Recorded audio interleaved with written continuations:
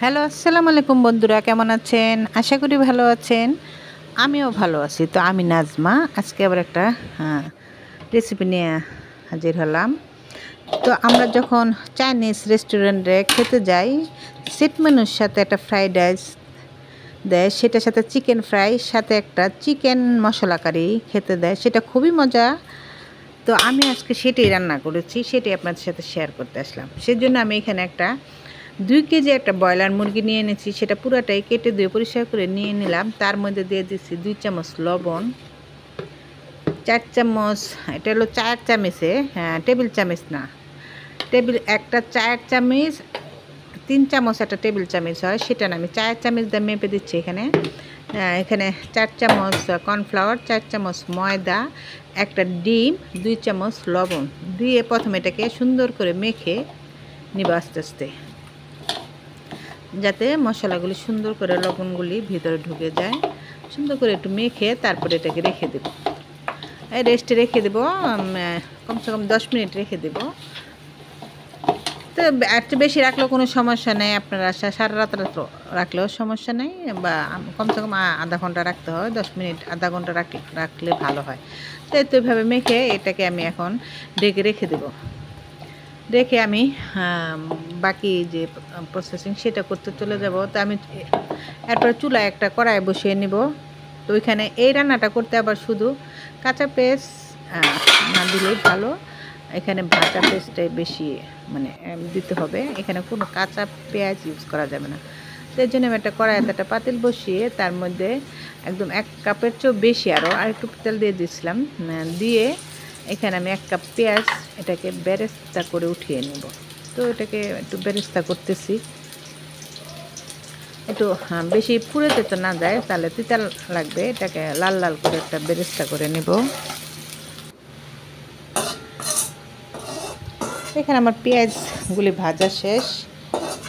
তো আমি এখন মুরগিগুলি এক এক করে দিয়ে দুবারে ভেজে নেব। আপনারা চাইলে একটা বড় কড়াই নিলে আপনারা একসাথে বাছতে পারবেন। আমি এখানে দুবারে ভেজে নিচ্ছি। আর 1 কাপ তেলেই আর একটু 1 কাপের দিয়ে আর একটু 2-3 চামচ দিয়েছি, এটা দিয়ে পুরো রান্নাটা হয়ে যাবে, বেশি তেল এখানে লাগবে না। এই তো সুন্দর করে উল্টিয়ে পাল্টিয়ে এটাকে ভেজে নিচ্ছি। তো খুব একটা লাল করা যাবে না, মোটামুটি সাদা হালকা বাদামি হলে এটাকে আমরা উঠিয়ে নেব।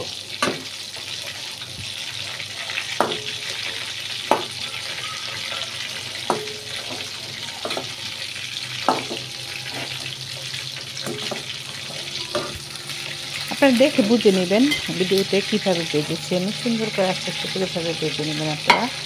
এই মাংসটা ছোট বড় বাচ্চারা সবাই পছন্দ করে, খেতেও খুবই মজা। মাংসটা আপনারা রান্না করে খেয়ে দেখবেন।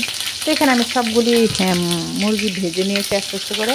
এখন সেই তেলের ভিতরে আমি এখানে এই তেল রয়ে গেছে পাতিলে, এটা দিয়ে আমি রান্নাটা করব।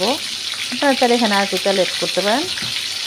তো এখানে আমি 3 চামচ চীনাবাদাম পেস্ট দিয়ে দিলাম, সাথে 3 চামচ আদা, 3 চামচ রসুন বাটা দিয়ে একটু তেলের ভিতরে একটু ভেজে তারপরে এখানে দেব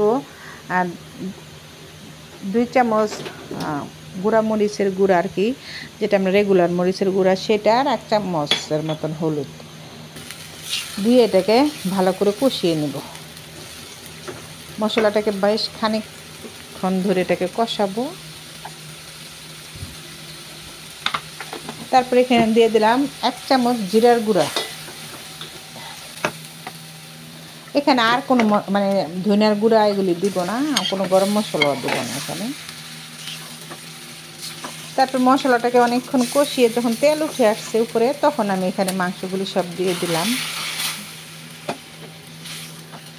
মাংসগুলি দিয়ে একটু উল্টে পাল্টে কষিয়ে তারপরে এখানে আমি পরিমাণ মতন ঝোল দিয়ে এটাকে একটু ঢেকে যতক্ষণ না মাংস সিদ্ধ হবে ততক্ষণ এটাকে সিদ্ধ করে নিয়েছি আর কি। প্রায় মিডিয়াম আছে, আর একটু পানি দিয়ে দিয়েছিলাম, দিয়ে এটাকে মিডিয়াম হিটে আমি প্রায় 10 থেকে 12 মিনিটের মতন মিডিয়াম হিটে এটাকে মাংসটাকে অনেক সিদ্ধ করে নিয়েছি।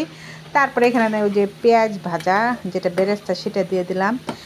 এখানে 2টা টমেটো ছোটো ছোটো করে কেটে দিয়ে দিছি।